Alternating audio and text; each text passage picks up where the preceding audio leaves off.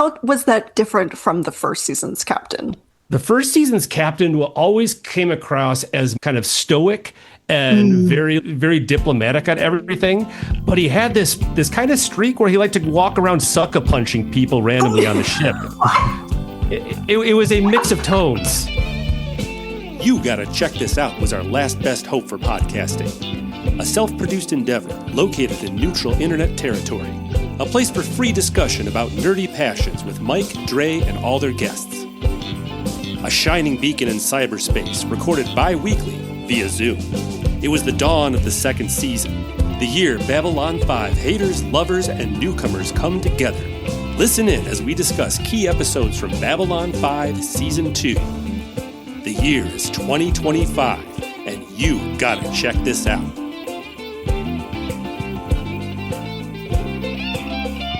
Welcome, everybody, to another episode of You've, who knows, Mike? Gotta check this out with Mike and Dre. We are continuing our run-through of Season 2 of Babylon 5. Are we going over the Hugo Award-winning episode of this season, Mike? No, we are going after the amazing episode Hunter Prey, and for something as magical as Bull from Night Court dressed up as Blade from the 90s, we had to have a special guest. Hi, my name is Taylor Anthony, and I'm an email marketer and total newbie to all things Babylon 5. So just really excited to dive in. Excellent. So yeah, every episode we try to take a guest who has never experienced Babylon 5 before. I'm Mike, the other co-host, and Taylor, you come to us as a recommended guest from our past and future guest, Karen Slater. I like that phrase, past and future guest. Didn't mean to cut you off, but that is a great expression. I like that too. I saw that in the notes. I was like, ooh, that's so optimistic. Very nice touch. Oh yeah, we're trying, like, Karen has been kind of the source of our first round of guests we've had on the show. This time, usually we have somebody who has some kind of creative outlet or somebody who has a lot of interest in sci-fi and brings some knowledge to the table from sci-fi. So wonder if you'd tell us a little bit about what your sci-fi history is. Well, I come to you with an English degree from a liberal arts school, so do with that what you will. I fell more into the fantasy section of the sci-fi versus fantasy genre split, let's say. I'm a little bit younger, so I wasn't super aware of the series when it first came out because I was more focused on learning to use the potty.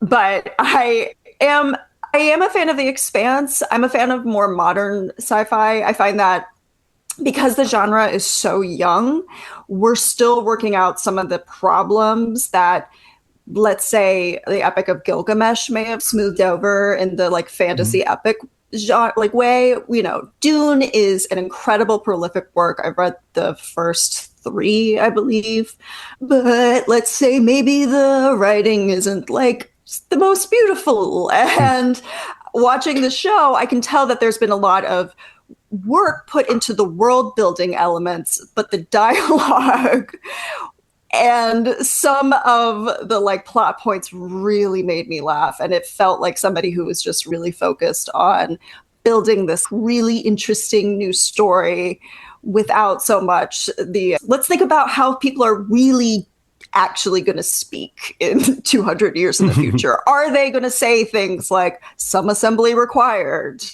We had a recent episode, speaking of that, where the entire focus was a specific model of motorcycle from the early 90s that everybody in the future was really interested in for some reason.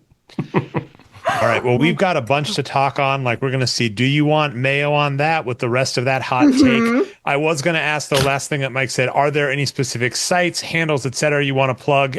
No plugs from me. I do want to shout out if you have some extra money lying around and you'd like to give it to a good cause. We recently lost some federal funding for federal helplines dedicated towards the LGBTQ population. So the Trevor Project has before this administration and will continue to do stuff. I'm not associated with them or anything. It's just a cause I really support. And I figured since I don't have anything to plug, I could shout them out. The Trevor Project's still doing really good work. And I believe just the main site, easy cursory Google, but the trevorproject.org, spelled exactly like it sounds. Excellent plug. Very selfless of you. Very noble, much like our captain. of this show, John Sheridan. Believe me, if I had an Etsy shop, I would absolutely be plugging it right now. I just don't have it up and running.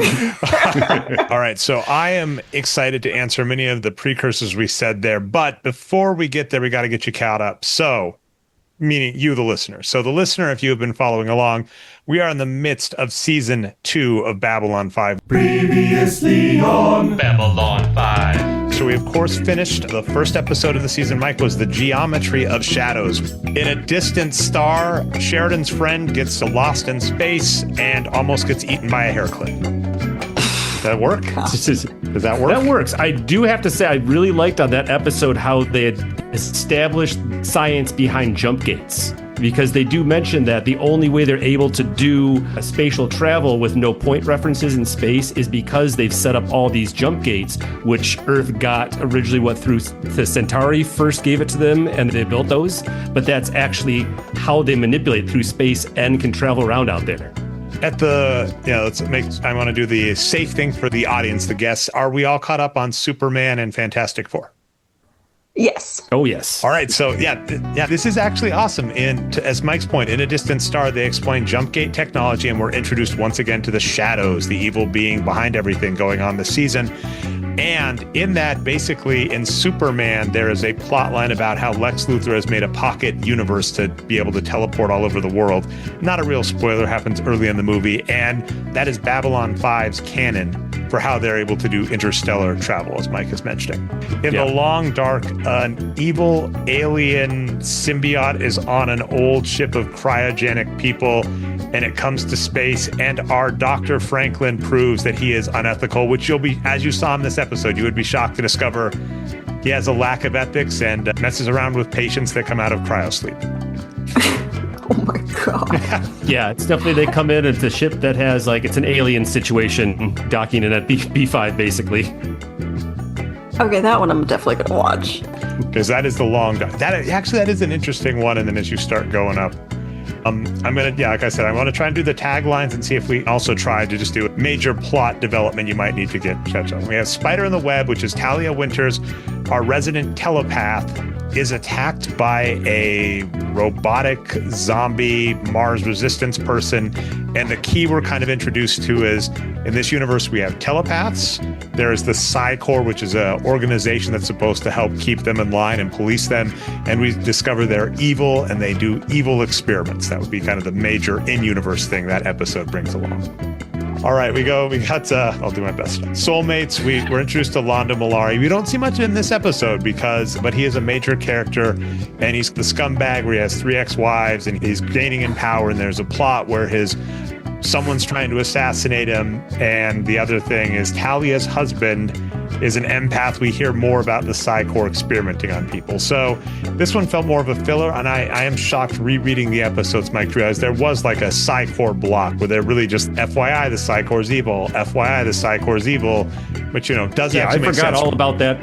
All I remembered was the 3 witches type thing they were trying to do. They keep doing that with the Centauri women. They keep making them look like witches from Roald Dahl's Witches. And then it doesn't help that they can tell. Yeah, in this universe, Taylor, if you haven't been introduced, the Centauri women who are bald, so they're peacock feathered people, they're the Centauri. Their women are bald because hair is the status in their society is all about hair. A lot of the women can tell the future. And then it's interesting in this universe where they can tell the future. It's established they can tell the future, but then everybody's, they're crazy. And there's even an episode where someone sees the ship exploding, touches another character, and lets them see the ship explode and is, peace, I'll see you later. And you're like, all right, cool. Nice talking to you.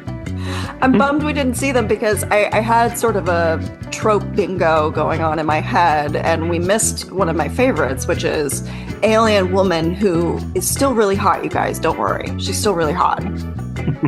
Farscape is so guilty of this. Star Trek's obviously guilty of this. Farscape is crazy guilty of this. They had a few of that in the first season with the Centauri women too. There was a lot of dancers they were bringing in. Yeah, I'm looking at the Google. I'm like, oh, there they are. That's don't worry, guys. They're still hot. They haven't really done that a lot though after season 1. There's Delenn and Adira's coming back. Don't worry. Don't you worry. Oh, okay. Not to do spoilers. Okay, so we got another Psi Corps episode where Bester comes back, finds that there is a rogue underground telepaths. So telepaths are escaping through Babylon 5, through Dr. Franklin. Re-going through this, and as you see in the episode coming up, Hunter Prey, Dr. Franklin is not as clean as people might think. And then we also do have one of my favorite theories where we have a character that looks just like Booger from Revenge of the Nerd, who may secretly, according to in-show lore from You Gotta Check This Out, be a Doctor Strange-like character. So the major thing in A Race Through the Dark is Psychor bad, Franklin good. The Coming of Shadows has the Centauri Emperor come to Babylon 5 to kind of broker a peace with the Narn. The Centauri are the peacock feather pear people. The Narn are the lizard-looking ones. Their war is going to be a major fight going on. The turn between Jakar and Londo, who don't show up in this episode but are major in this, so it's supposed to be a major turning point for that. But then the Emperor dies and Londo, via political underpinnings, essentially starts a war. And then we also discover the captain you notice is missing. He reappears. So this was shocking to fans at the time. He reappears to say via crystal, so just like a Zoom message to his friends, and say, hey, shadows are a problem, because you just take a drink every time you hear shadows this season, because they're the big bad, and say... Yeah, you can save Zoom onto crystals in this world too, which is really useful. Oh, I mean, you can heal like weird stab wounds with crystals, it seems. Yeah. Mm-hmm. They're very, very versatile in this world. Very. So yeah, the Coming of Shadows starts a war, reintroduces the Lost Captain, introduces us to the Rangers, who are going to be huge.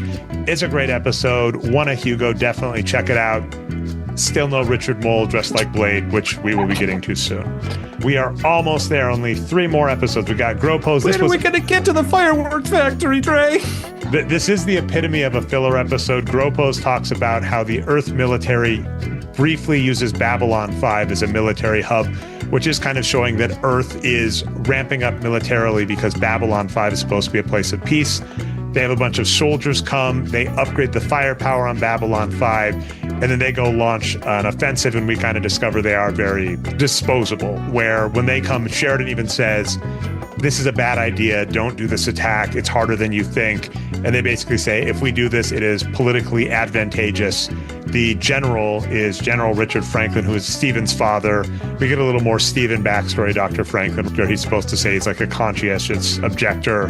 But then, it's family, so it's cool. I value life, but then but your dad. And he's like, yeah, you kill people, but you're cool, Dad. That was definitely one of my kind of more favorite episodes that are just like self-contained episode. I like the Dodger character, the female Gropos who was hitting on Garibaldi for a while, and then they had the brawl between all the Gropos soldiers in the middle of the mess hall too at once. That was kind of a fun episode. I would agree with. And these are always interesting, and even with, like I said, we'll hear much more about Hunter Prey from you in just a second, but it's always interesting when you do the campy 90s sci-fi and you're like, how much of this is good to watch because it's good to watch because it's bad, et cetera, et cetera. There is a fine balance for sure. Now, this next episode, I'm not going to go as much in the plot, but there's an important thing that happens. Our Captain Sheridan is out, on patrol. All of the important characters just All go... Alone in the Night. All Alone in the Night is the next... Yeah, episode 33, All Alone in the Night. He gets captured by an alien race that, kidnaps people, makes them fight, and study them. But the key thing is, while he does that, he gets psychic messages from Kosh. So Kosh, the guy in the encounter suit in this show that we're going to have a ton to say on, he starts talking to Sheridan in his mind while he's out there and gives him a prophetic dream. And then we also find Delenn, the Minbari, who's going to be important at this. She was one of the higher-ups basically on the Supreme Court of the Minbari, but because she changed human, she's going to get kicked out, and we have another turning point, which is the Minbari, who used to be split 1/3 religious, 1/3 worker, 1/3 warrior, have kicked her out and have shifted the balance to now be 4 warrior, 2 religious, 3 worker. Yeah, so there's a lot of different stuff going on with the races, who they're putting in power, and a lot of them are just gearing up ahead of season 3 and 4, just becoming more warlike in different ways. And that's so interesting to then switch to such a completely, utterly human episode. The last one before Hunter Play is Acts of Sacrifice, where Jakar, the ambassador for the Narn, is attempting to garner support. And it's rough because he is able to kind of get humanitarian aid, but no one really wants to join him. And this is doesn't show up a bunch in Hunter Prey, but this weird underlying message.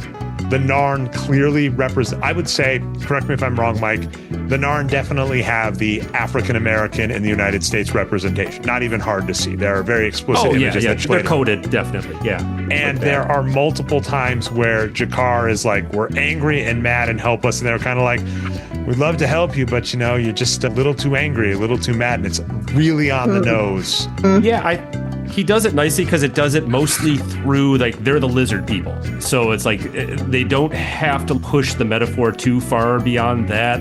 The episode before this, the war between the Centauri and the Narn, he's trying to get help. We're discovering things. And then there is the Ivanova subplot where she has to be an ambassador to eugenics race and then does a sexy The only dance, good thing literally. about this subplot is it features Paul Williams. It gives Paul Williams a chance to be in the show. So, that is Paul Williams as the assistant, isn't it? Yep, So, he's the assistant. I mean, you can tell right through the makeup. He's got such a unique face and a voice too. After writing all them Muppet songs. All right, so I think this continues our Muppet connection on every episode of the show, we too. do have a lot of Muppet connections on it. Miss Piggy has shown up. Paul Williams has shown up. We're going to have to keep going. Okay, so sorry, Taylor. We'll see if that... When I'm around Trey, you always get the Muppet connection. Why are there so many Muppet connections You when have a I'm good watching Kermit. Babylon 5? Why have you been not using that voice this whole time? All right. It gets distracting after a while, right, Trey? Yeah, it's kind of psychotic. All right, so we'll see. Taylor, if that incentivized you to watch more of season 2, great. If not, you did get to enjoy Hunter Prey, where... Well, even before we do that, Dre, we have a new segment on the show that we are going to leash upon Taylor for the first time. It's time for a quiz, Taylor. Yes. All right, this is the first time we're doing the Talia Winters memory quiz in honor of that sweet image she had from the Deathwalker episode of herself going through a mirror image. So for the first question, I'm going to softball this as much as we can for you as the first time we're doing this. This is the category of guest actors on Babylon 5. What Night Court actor appears in this episode? Well, of course, that would be Mr. Richard Moll. You are correct. Dre put her on the board with 1 point. We're going to keep going to the next category, which is plot. So from this episode, there's a point when Garibaldi has to pass Franklin a secret message. How does he pass that secret message to Franklin? Via speech bubble in a single still frame in a video recording. You know what? I'm going to accept that. He records a video that contains a very childish drawing of a word balloon somewhere in between frames. So yeah, God, that's that was exactly what's funny. going on. I'm glad he added right. the word balloon. Otherwise, it would have just been confusing. Oh yeah, it was pretty. How would you know? It'd just be like words floating around somewhere without contained. That for the felt like a person. studio note. Can you make it more obvious? Maybe we should contain maybe a little like a thought bubble. No, have him say it. That's better. Say it. Yeah, this is really clear. All right, we're doing fine here, Taylor, but we're going to go on to the next. This is the category of world building. What is the name of the drug that Dr. Jacobs uses to stay awake when he's in the down below? Oh, gosh. It's kind of a common term that a lot of sci-fi worlds use for, stay awake drugs, and he does say I do remember it. that. I do remember kind of rolling my eyes at it, but I cannot remember what was Ray, it. do you have any hints? You want to call in a hint here? This is a stimulating question, Mike. That's a good one. Is it like Stimulon or something like that? That is close enough. It is stims. He just said, I'm on my last stims. All right, next category. This is the category of nerd numbers. This is an odd number from the show. What is the bay number of Kosh's dock that they return to several times in the episode? Bay 13. You got it, Bay 13. I would have also said it was a prime number instead of an odd number, Mike, but that's just me. Oh, that's true. That would have been a good one. But we're going to keep going. This category is wild speculation. Are you ready for wild speculation? I am. Okay. At the end of the episode, Taylor, there is a song sung by the Vorlon ship to Dr. Jacobs inside of an egg bubble. Can you speculate wildly on what that song was that he sang? I cannot remember, but seeing as this was released in 1993, I'm going to say it was Whoomp, There It Is. Oh, that's a good one. My guess was Cats in the Cradle, but I think that's just... Yes. Yeah, I think that's... Dre, what do you think that he was saying to inside the Vorlon bubble? All right, let's go as inside baseball as possible. I am going to give a huge shout out to fan producer extraordinaire Ricky Cilantro. Patreon.com/Jeff May, which is like the parent network that spawned all of this. He is an absolutely fantastic producer and is also a Babylon 5 fan. So he shared some great stuff from RJB- I'm going to say Malachor, that's spelled MALLACORE.BSKY.social, another Babylon 5 fan who does some great art and did some Vorlon artwork. And a note is, Ricky notes that the Vorlon's ship kind of looks like squid, so hey, maybe Vorlons evolved from squids. And we do know in canon, it's funny you bring up Ripper, Taylor, so I'm going to give another spoiler to the show. Dre, I do believe you're stalling and you're not answering the question of what the song that was sung to the Vorlon ship. Yeah, it needs the backup. It needs the ADHD backup, Mike. Sorry, that's what you're getting. All right, so there is a future episode of the show where the Vorlons bring back Jack the Ripper. True story. I can't believe how much is coming together here. How many parts are connected? Did Star Trek also do that? Did Star Trek bring back Jack At the least twice. Wait, they? what?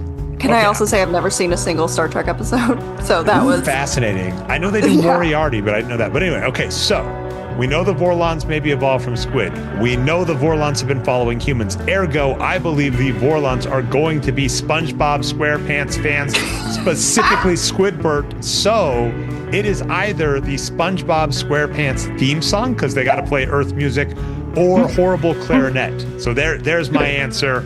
Was the build-up worth it? Probably not, but I'm happy I got it in, Mike. Dre, the build-up was worth it. Always. All right, back to the quiz. We have one final question here on the quiz. Taylor, this is the category of funny business that Mike noticed, which is kind of this entire podcast. The question is, what character on the show wore a terribly fitting old-timey bowler hat while cosplaying as a private investigator? I keep wanting to call him Gari-deli-s. That is closer than the actual name. It's Michael Garibaldi, but he's going to be Michael Gari-deli to me. And I think Gari-deli absolutely works, and it's a shame we've already passed the episode, Trains Less the Station, but there is an episode where he's trying to make like food, and the Gari-deli would have played perfectly there. Although, unfortunately, Mike... No, it's Michael and the Gari-deli-s. Michael and the Gari-deli-s. Yes. All right, so Mike, unfortunately, I don't think you saw this coming in your game. No shocker to anybody that knows Mike that he would introduce a game, which I absolutely love. We're going to have to disqualify Mike from the trivia game. I know, disqualifying the host, because I'm going to have to... I'll see Taylor. You can decide if you're going to save Mike. In the question, Mike, you phrased it as a bowler hat. That is not a bowler hat. That is definitely... I didn't want to be pedantic, but it absolutely, sir, is not a bowler hat. You're right. I was going by memory and didn't see the bowler hat. So it's what? Taylor 6, Mike -1, and Dre, we're going to give you 1 bonus point for that. I'm glad that you're able to point that out because I need to know my hats more. It's technically kind of a fedora, but it's also, it looks like an Indiana Jones fedora, but it's like the worst. And when we get to that scene, it's weirdly tall. Yeah, it doesn't have that point of the shape of the fedora too. It's just, what kind of hat is it? I say fedora, but it's also weird. It's a fedora. Like elongated fedora. That counts as a fedora? Okay. All right. This is way too far ahead, but I'm going to introduce a theory that we'll come back to. I'm going to argue it's a confiscated fedora, and spoiler alert, Mike, it actually belongs to Richard Moll's character. Ooh, okay. Well, let's see if that actually comes up during the episode recap. Okay, so let's get going. This is the episode recap. So if you haven't watched the show, this is you getting to enjoy it through us and Taylor. If we keep up with past shows, I'm just going to be like, what did you think of that a bunch? So bear with me ahead of time. Cool. Tell it like it is, Dre. Okay, so some of the most fantabulous CGI we've ever seen. Captain Sheridan and Susan Ivanova are hanging out in Dockin Bay 13, looking at the Vorlon ship, going, isn't it the most amazing ship we've ever seen? It's ridiculous. We do discover that apparently the cleaning crews can't come to this bay anymore because they go crazy hearing songs in their head, which makes it very interesting that the 2 highest ranking people on the station are looking at it.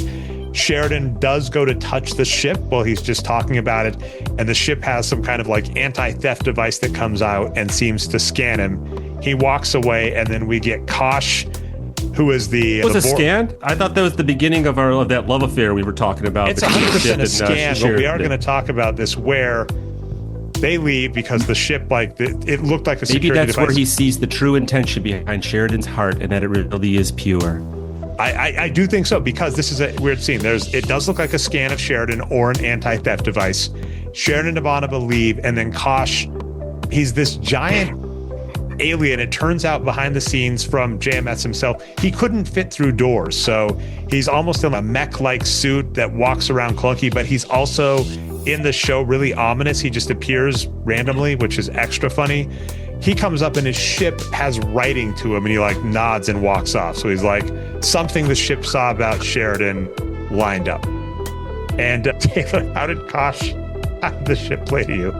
Oh my gosh, the ship was hilarious. I didn't mind the CGI. It's fine. It's of the time, and it wasn't meant to look realistic.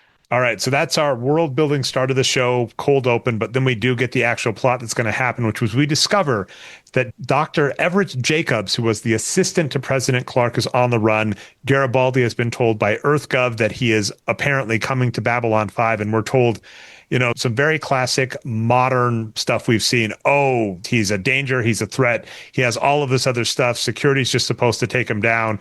And of course, the command staff is a little skeptical because a running plot is our station knows that President Clark actually assassinated President Santiago, which was the end, which was like the big climax of season 1. So when we're being told President Clark says this person's a threat and is going to take down EarthGov, we know more may be going on. Then we get Derek Cranston from Earth to show up and to try and like key everybody in the station security. So Derek Cranston is played by Bernie Casey. Now, interestingly enough, Bernie Casey does have the trifecta: Babylon 5, Deep Space Nine, and Batman the Animated Series, if we're counting Batman Beyond, which of course we're counting Batman Beyond here. His acting is something. I got to ask. Taylor, you seem to actually, I'm curious because you've got the email marketing and the fan stuff, but you were saying like blocking, marking, and all this other stuff. Do you have any theater or film as well? I greatly admire theater and film, no direct experience in it, but I was thinking like, what would be my topic for You Got to Check This Out? And it would probably end up being Sondheim musicals through the ages, just, dedicated to that would be my choice of things. So, but yeah, and what's interesting is that there are some elements to the show that are so well done cosmetically, like Ivanova. Is that her name? Ivanova. Ivanova. Yeah, another Muppets we reference. Can't there we go. Escape the Muppets. We can't get away from them. All right, go ahead. But she is lit so beautifully. Like her beauty lighting is incredible. She's soft. And it's that shoestring budget thing of you hit your mark and you don't move. The lighting is good there. Stay there. And there's a lot of static shots in the scene where it's 4 people in a line looking at something together, not really looking at each other very much, just talking together. There are some walk and talk segments, but a lot less. And you can feel the budget constraints of, we had that big CGI ship, so we're probably going to have a little bit less effects elsewhere in the episode. Everybody's a human for the most part, other than Kosh. And the coolest sci-fi feature is a red light that somebody holds to a man's shoulder to make his owie go away. Oh yeah, and then also what I will say about Bernie Casey, it's always so hard to know. It felt like this was one take, and it almost felt like he was reading cue cards because his enunciation was very jilted, and it didn't seem to have a purpose. I would make the argument the next actor we're going to come to did to seem to have very deliberate choices. And just as a background, shoestring budget, they have a lot of, day players, people that were on soap operas. And it does seem that guest actors don't always know what show they're in. So in some cases, like Susan, they massively overact. And in other cases, they might just not have time. Other last point about Bernie Casey, who plays the EarthGov person who's saying, we got to take him down, here are things to scan with, is he was also in Bill and Ted's Excellent Adventure. And the reason that is important is Dr. Jacob Everett was Socrates from Bill and Ted's Excellent Adventure. We're going to meet him shortly. I didn't see that. That is perfect. I can so see it now. This is Bill and Ted Invade Babylon 5, this episode. Now, we all commented on this scene before we started recording, which is Garibaldi goes to Franklin and says, hey, you know Dr. Jacobs, what do you think? And Franklin's, I have nothing bad to say. He is the best there is. And then Garibaldi's like, you said that season 1, and the guy smuggled in a bunch of ancient artifacts that almost destroyed the station. And made a monster that went amok out here. Okay, you give one bad reference and suddenly nobody can trust you ever again. Yeah. So we do get that, and we're going to get one of the first of many Garibaldi-Franklin team-ups, which are my favorite, including the bad outfits. That episode, or that scene especially with Franklin and Garibaldi, felt so much like a Law and Order scene where Garibaldi comes in and Franklin does not stop moving the whole time. He's got speakers. It reminded me so much of like when they come in Law and Order and they're like, hey, you seen this? Like they asked the bartender, you seen this man here? And he's, I don't know what to tell you. I know his mother's maiden name and the last four is his social security, but other than that, not much. And they're like the whole time they're cutting limes and they're like, no, he's way too busy to stop and talk, but he has this incredible memory. And it felt so much the same here. I was like, oh, this is Law and Order in space. Yeah, that is one of my favorite John Mulaney bits on that exact thing. And yeah, you're right. Yeah. Now I can't. And then of course him and Franklin team up and do that exact same thing where they're walking around and being, threatening, etc. So we finally get to meet Dr. Jacobs, who is in Down Below, and he is played by Tony Steedman, who is a resident, like I said, journeyman, 140 acting credits, started in 1956, although, like I said,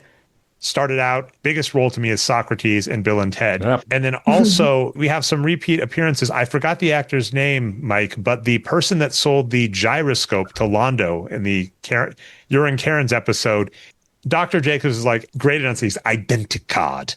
He says he needs to get an identicard. And this guy's, you want it too much.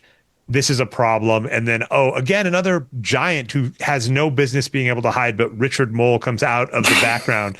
And it's just, this guy seems to want an identicard. No, I think he saw the earlier scene. He was watching this with us, and he saw Kosh trying to hide in the shadows. And he's that guy can't hide in the shadows. I'll show him how it's done. He stepped right into the episode because he's Richard Mole and can do that. We've just got a bunch of 3-year-olds here who are like playing hide and seek by just closing their eyes and looking away. All right. Good answers. I'll take it. Take us away, Dre. Now we get our B plot, which is Sheridan and Kosh going on their first date, which I'm holding to.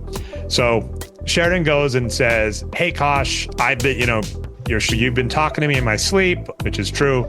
Your ship's acting weird. We don't really know much about each other. What's going on? Kosh says that Sheridan's thoughts are a song and that he wanted understanding. So again, I keep referencing this back episode where a few episodes ago, Kosh entered Sheridan's mind in a dream.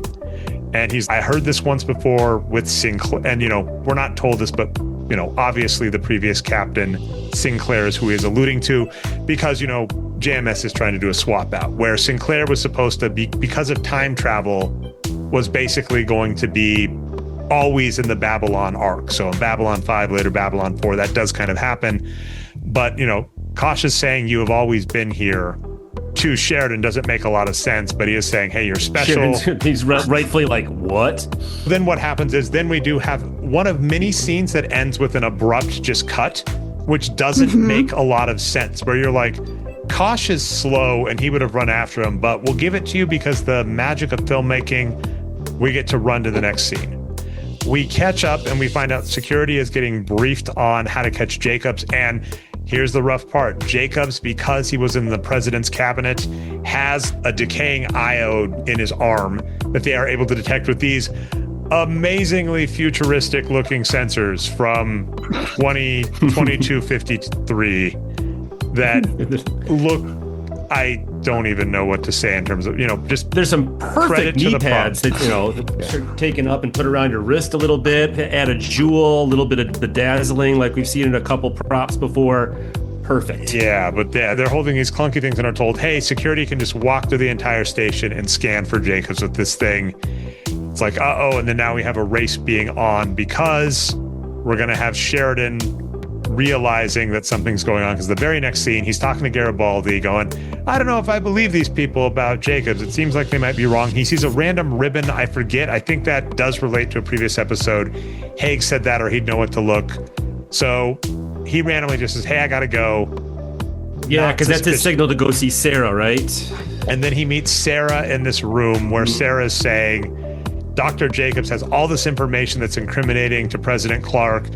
He was going to go and do it, but he got found and he got spooked and he ran to Babylon 5. And then now we do have this interesting thing where Sheridan, this switch he has where he just randomly will yell at people. They'll be aggressive in the middle of it, but, they yell, damn it, Jim, I'm a doctor, back and forth. Sarah, you got to save Dr. Jacobs. Sheridan, damn it, I don't want this. And then the biggest thing I've referenced this 4 times now, the very end, he says, you want mayo on that, after Sarah says he has to do a bunch of stuff because you're going to have to get Dr. Jacobs out. You're going to have to evade your own security. We need all this stuff. He goes, you want mayo on that. And then Sarah says, Captain, like she's upset. And I can't tell if she's mad that he's mad or if she's just, that made no sense. That is a stupid joke. What are you talking about? Or if it's because he's just being too flippant for her tastes. That's what it's supposed to be like. But the fact that it followed, you want mayo on that, is where I'm just like, what is going on here? And that line is living red through my mayo. Next seasoning on Gari-deli, we get the chief of security, who's supposed to be super clever, tries to slip a secret message to Dr. Franklin by calling him in the middle of work and says, happy birthday. Franklin says, it's not my birthday. Garibaldi says, okay, see ya. Franklin looks down and replays the video and sees the most obvious subliminal message thing and stops it to get a message that says, might screen cap this, so appreciate this. Me at my place ASAP, come alone, wear something comfortable. In, word bubbles like it's a cartoon. And I cannot... Okay, you're at a television show. You really I can immediately think of a better way to do this. Yes. Have the same scene where Franklin is finishing up his stuff. He looks over to the side. You then have a close up of Michael where he's very serious and just gives a little nod back to Franklin. Nod. They go off. Scene continues. Same thing. I had thought of another version. My version that I was thinking about was he just doesn't say out loud, it's not my birthday. Like, of course it's not. That's the point, my love. Like, so bad. But he could have just watched the video, and we don't even have to see him discover the message. He just watched the video. Maybe we see him, maybe we don't. He goes off, he meets Gari-deli, and he goes, wait, I was worried you weren't going to figure out my message. And the captain goes, oh, last year you had to remind me it was my birthday. You think I know, you're never going to forget it. Just like some sort of detail that we know each other really well. So it was very obvious, not literally saying in front of at that point, he might have asked the security team that was right in front of him, hey guys, do you have any ideas of how I could find a secret message? Yeah, this is the plot subtlety of a pie in the face, I think. Exactly. They're like, we just got to get through it, guys. I'm going to jump forward in the episode where there's a point where it's like 2 scenes down, but like Franklin says, hey, are we going to be able to evade security? And Gari-deli, I can't undo it, says I trained him myself, so they're pretty good. And my actual response is, oh, if you trained him, you've got a chance. Because again, not subtle in the slightest to basically have this person say, what? Why did you just give me? Why did the chief of security, who you all know, that's the security team, just give me a weird message? And then Franklin plays it back slowly, and any of them could have just looked over. We'll give it to you. This is like the kayfabe of any show where you have to be very deliberate so people can catch it. But again, to your point, Mike, on how they could have played it, that's literally what happened the scene before this, where Sheridan saw a thing and went, oh, gotta go. So they could have done the same thing. Oh, I like Taylor's point, too, is you could play it out almost the same way, but just end it without that, and you'll get everything. And just need to follow it up in a way that builds the characters more. Yeah. All right. We do get Dr. Jacobs doing the very non-subtle stim. I'm going to put in canon, he is Franklin's mentor. Franklin later in show, to give a spoiler alert, is going to have a problem with stims. He learned it watching you. He learned it from Socrates. This is all Jacob's fault.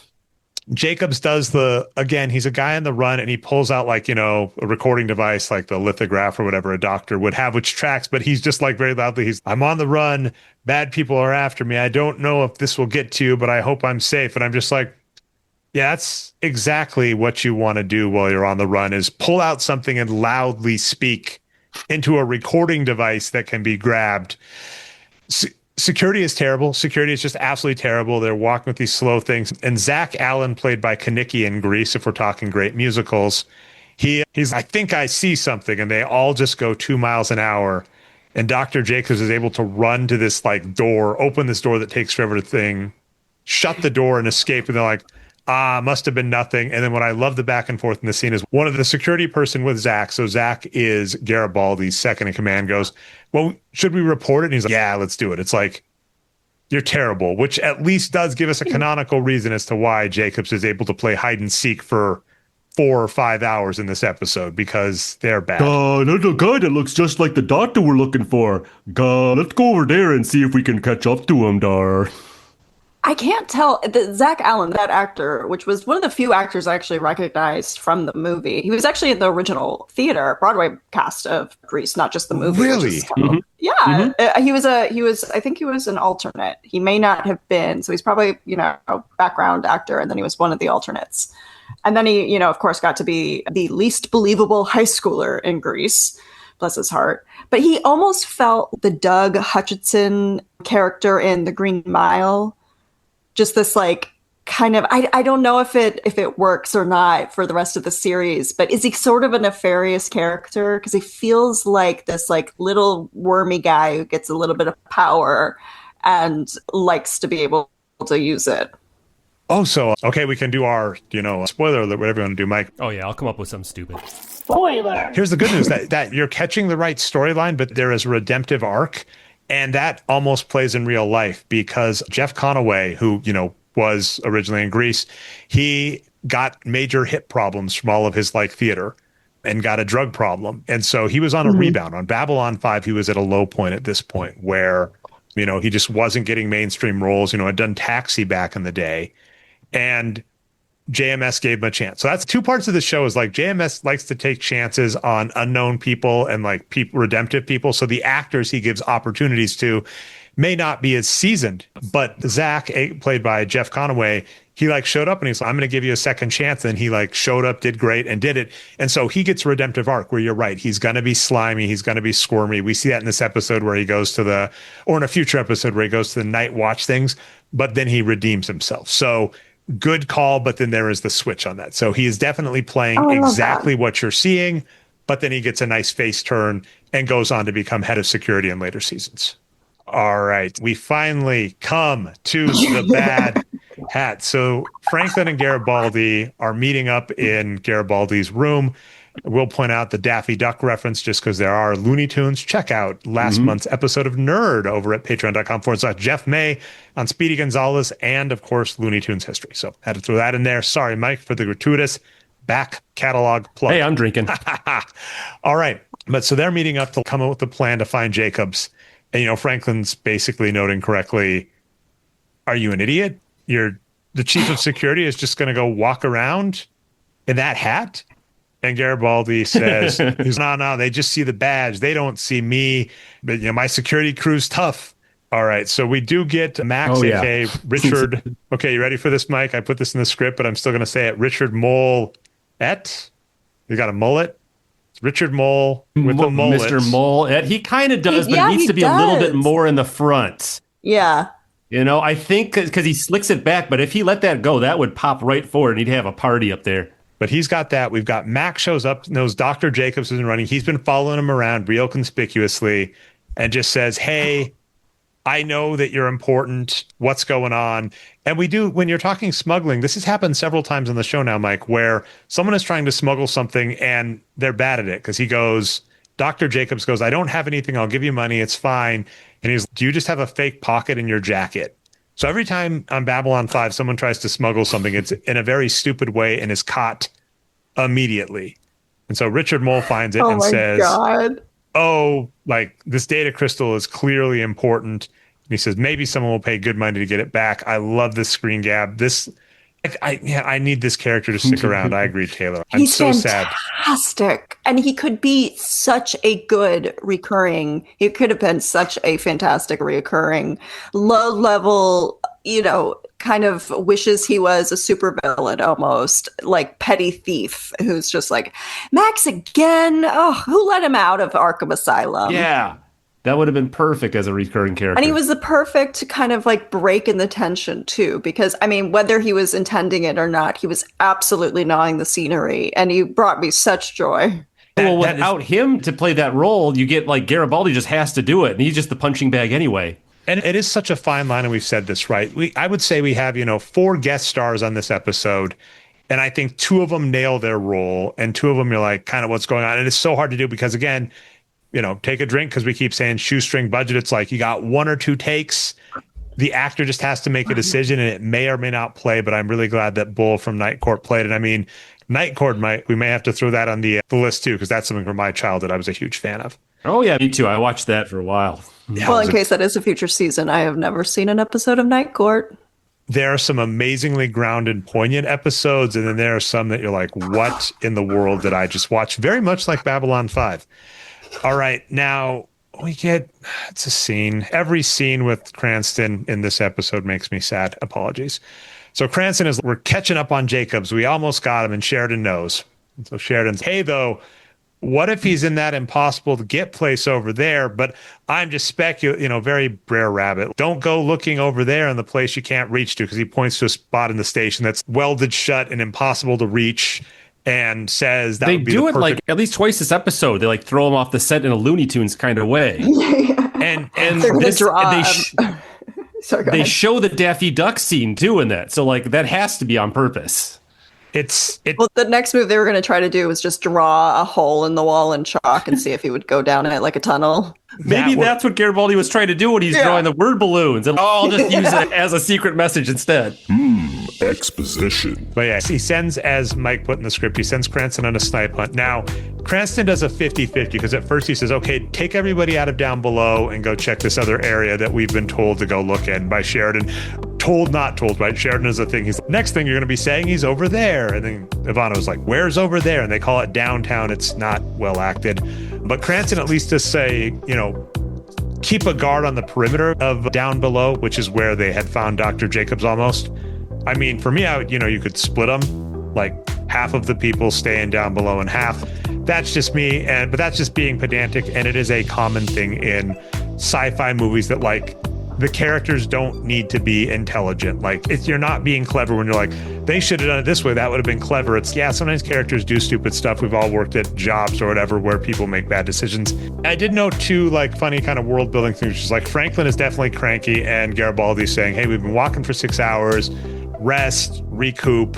And my take is Franklin hasn't been doing stims because he's been with Garibaldi this whole time. And I noted we saw Jacobs do stims. So I just thought that was cool. Then we get a nice out of place, in place, where they just briefly have a discussion about what the heck happened, right? They're in the future. Why do we still have all of these, horrible things happening? Why do we have like conspiracies? And why do we have people still being, xenophobic, etc.? And, they have the like very poignant line of, I think you even screen cut it. Yeah, Garibaldi asks Franklin what's going on. Franklin says, we lost interest in the future when all the things we were told were coming got here. And he's using it as a metaphor for, how a society reaches a peak and then we're keep tell what's the next best thing coming and what's the next when we had so much good for so long. And that feeling of ennui that comes with not getting it is what can lead to a lot of fascism, is what JMS is exploring with this season. Yeah, because all of the, Earth under President Clark is going to be saying, make it great again. Everything's not great. It's we have this space station, we have this, but yeah, there's still poverty on the space station. Yeah, everything was supposed to be fixed. It's not fixed. Someone else is to blame. And, it's a little out of place, but I thought it played for the most part pretty well. And it's placed well because, they're like basically on a stakeout and just having a conversation while they're doing it. It was a nice reprieve from the Law and Order-esque episode, and it was a nice world building moment that felt like it was connecting it to the rest of the show. And was this where they had it over like a granola bar together? Yeah, because he's like, major parent energy. Eat, you got to eat. You're going to be hangry if you don't eat. It's true. It's true. Yeah, exactly. I was like, oh, he's just cranky. Somebody, honestly, like Garibaldi could carry this man on his back, just strap him to his front and let him take a nap. Oh, that would be hilarious. And then, okay, so by the way, when you said Law and Order, we get two funny parts. The vendor who said he would absolutely not sell an identicard because it was too dangerous is out there attempting to hawk a vintage pocket watch that is given out by the president that he has been sold. So this person is like, hey, this is too much heat, is now being the most reckless person on the station and is caught by Garibaldi and Franklin, who are like, where did you get the watch? The next scene again, that's my entire defense of this episode over a Hugo Award-winning episode, Mike, which is Cranston's talking to the captain. He's, can we find Jacobs? And then boom, he gets a call from Richard Moll. And Richard Moll also has a cosplay outfit. He had a Blade phase. Who didn't in the 90s? Has these black shades, is wearing like a leather trench coat, and is, I got the guy you're looking for. I'll give him up for 10,000 credits. Meanwhile, where are the Wachowskis? They have so much to answer for. They obviously stole the Matrix look from Richard Moll in this episode. I also loved this detail of, when we're in 2025, right? So we're almost, sorry to say, 30 years past this episode's air date. We are even having, the quote unquote millennial pause when it comes to Zoom calls. I don't answer directly after you're done speaking because, one, it would make the recording really difficult. And two, it would not, it just doesn't work that way. It takes a sec for you to get to me. But in this, you could tell that they're really running tight on time because the cuts are so tight. It is one person finishes, another person finishes. If you go back and watch it again, there are no pauses. There's no reaction. It is one sentence after another. And it's like just one of those little things where I'm just like, we're just rushing to get to the finish line here, man. Yeah. And again, same note, because Cranston, I noticed like it feels like he's reading off cue cards. So I've got to believe that, these scenes are cut or even spliced. Yeah, they're telling, just say these lines and don't worry, we'll cut them in. And then they might have been running tight on time for, this played on the air, right? You weren't allowed unlimited runtime and had to come in at 42 minutes. One thing though, Taylor, you hit my brain with, and I had to revisit this look from Richard Moll on Babylon 5 in 1994 predates Blade and predates The Matrix. 100%. That's blowing my mind. Richard Moll did He's it the first. alpha and the omega. I demand an explanation. I demand a written apology. Now, this gets hilarious too in this scene, which is Kosh calls for Sheridan. And Sheridan's like, gotta go. And again, the security that are tracking down Jacobs are the worst because the captain of the ship is literally like, gotta go. He's like, nothing suspicious there. Got captain business to attend to. And it's what? Aren't you tracking the traitor? Didn't you agree it was horrible? So it's just, they're the worst. Franklin, even if it wasn't necessarily, to do with the situation, as a head of security, you think he want to explain to someone where he's going. And now, Dre explains. But he just doesn't. He just walks off again. We have the benefit of the cut because we don't have to see the scene after that or him running after that.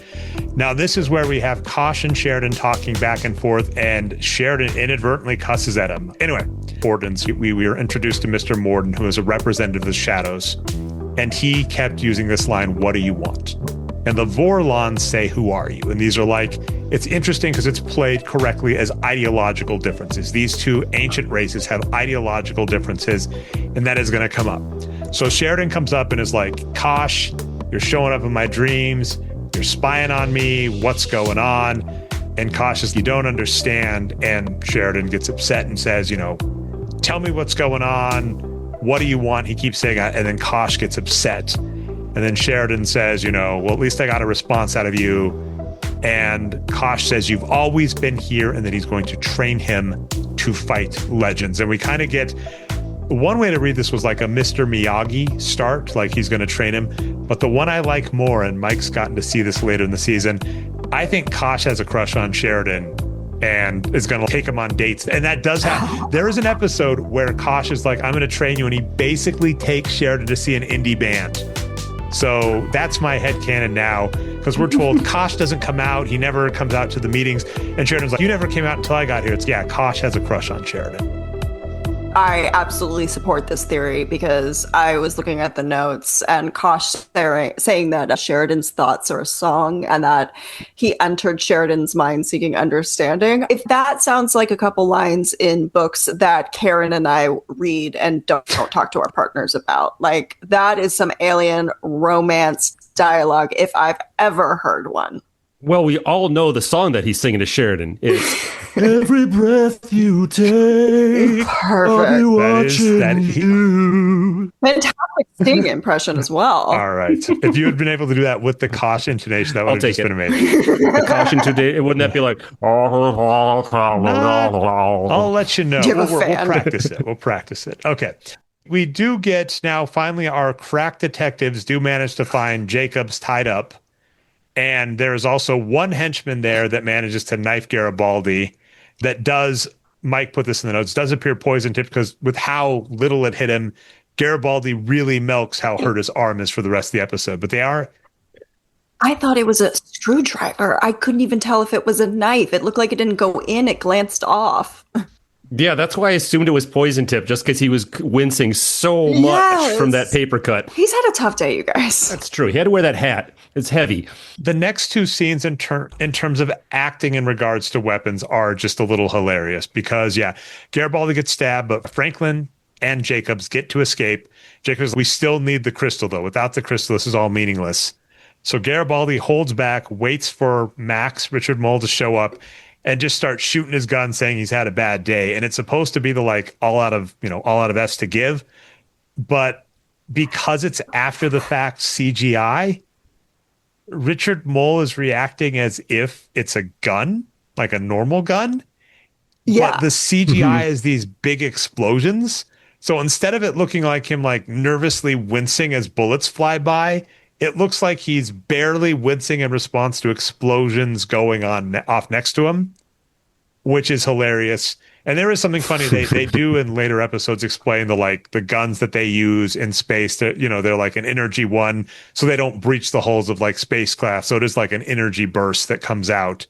But it's just, this is one of the most hilarious scenes because Richard Moll has done so good acting this entire episode, and then when he's getting shot at point blank, he's barely reacting. And he's supposed to be super scared of Garibaldi, where Garibaldi's barely moving because his arm is hurt. And this scene is gloriously bad. He just truly realized how insignificant Garibaldi really is.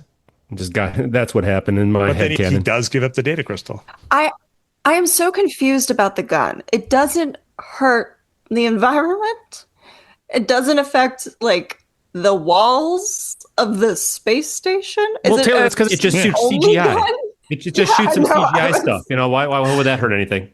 It felt so crazy to see head of security just shooting around a man in a space station where the slightest puncture in the hull would absolutely suck you out by your bunghole. That is ridiculous. I was losing my mind. They do try and explain it, but it's it is magic because it's this magic weapon that hurts people but doesn't leave scorch marks but does cause heat. It doesn't make sense. And it's clearly after the fact CGI. Yeah, if it had at least not caused an obvious spark reaction, I could have bought it way easier. But the fact that it's obviously causing a third, some sort of reaction against the surface, I was like, come on, guys. If you have a responsibility, if you're going to be writing a space show, you have a responsibility to think it through better than I do. Yeah, something got away from someone on that scene. Exactly. Usually, stuff sticks out, but they usually don't stick out that much. And then I think it was one take, and they were putting the CGI, let's just keep going. We get one more Cranston thing where he's like, hey, by the way, can't you just make your entire station scan like Batman, the second Batman movie? And he's like, why didn't you tell me this? And they basically go, you were mean to us. And they do the, best defense is a good offense. They just kind of counterattack. And again, Sheridan just leaves again, just in the middle of these, hey, we're trying to find a treasonous person on the station.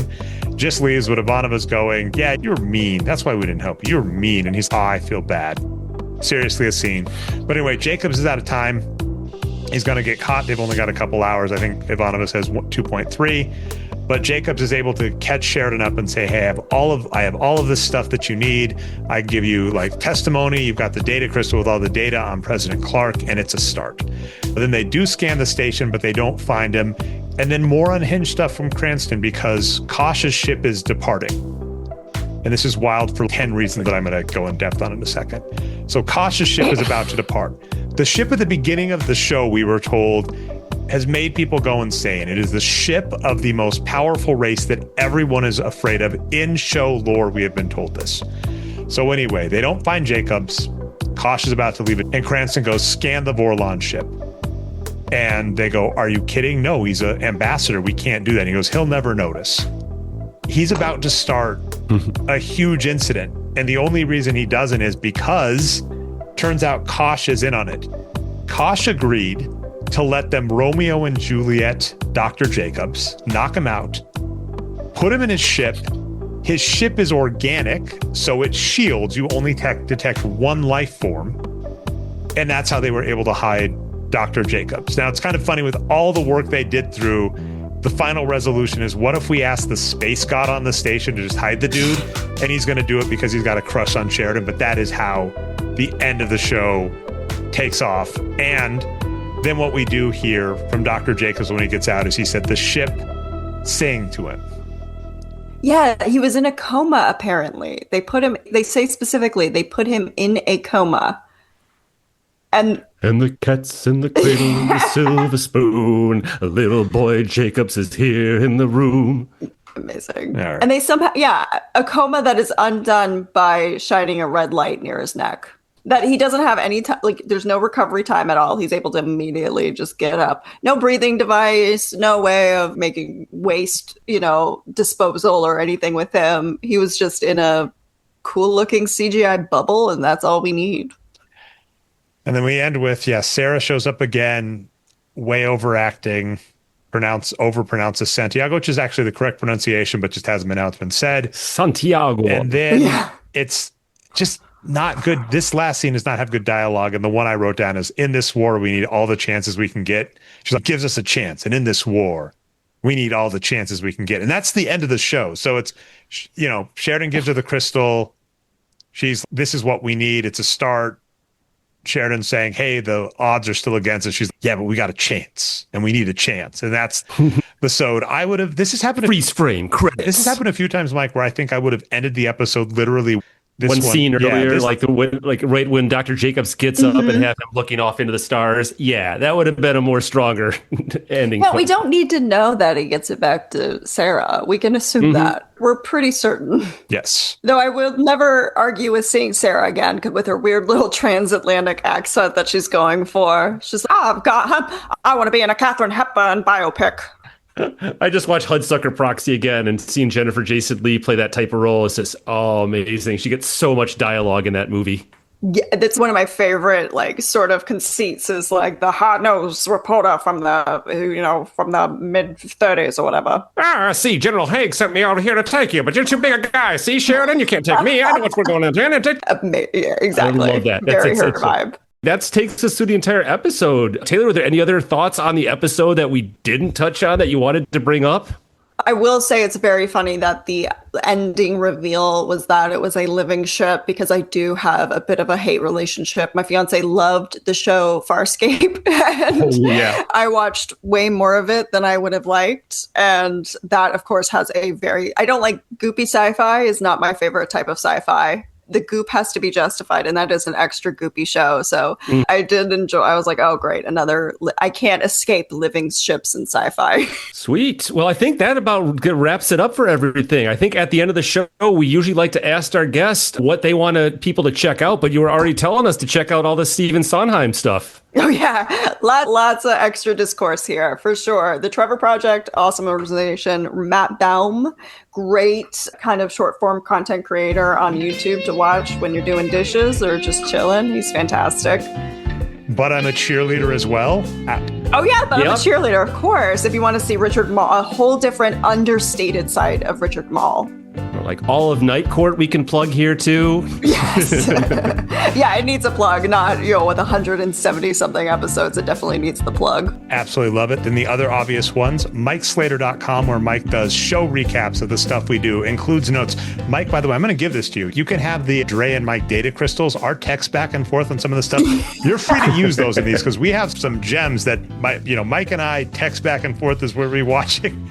And Taylor, I am so glad your takes were fantastic. I'm glad, when we have guests on, it is definitely the okay, I loved this scene. How is it going to play, or is this person going to think we're insane?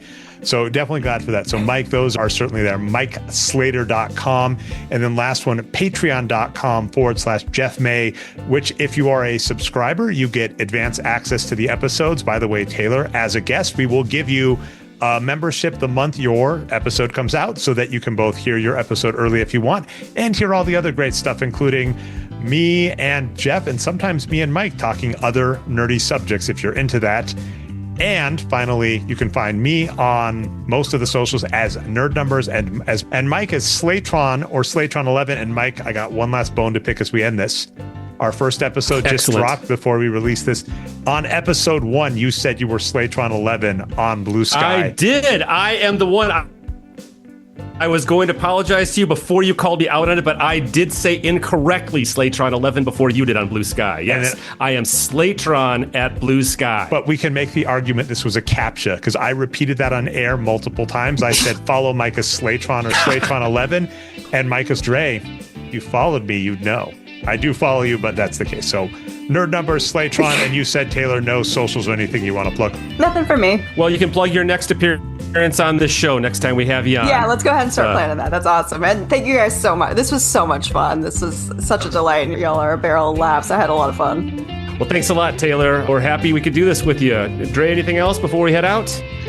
No, Karen is a great booker. I'll give that shout out as well. So make sure to check out the Karen episode of the show. All right. Thanks a lot, everybody. Thanks for checking this out. Cheers. Thanks, guys.